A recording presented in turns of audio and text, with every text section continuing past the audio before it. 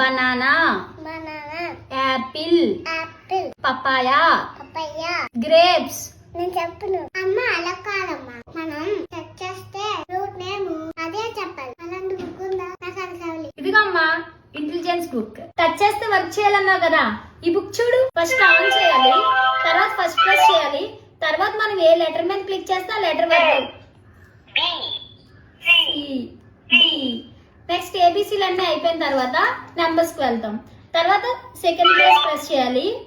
1, 2, 3, 4. ఈ విధంగా అన్ని పేజెస్ చదువుకున్న తర్వాత లాస్ట్ లో నీకు ఇష్టమైన కోకోమెలన్ రైమ్స్. ఇప్పుడు ఏ రైమ్ మీదకి?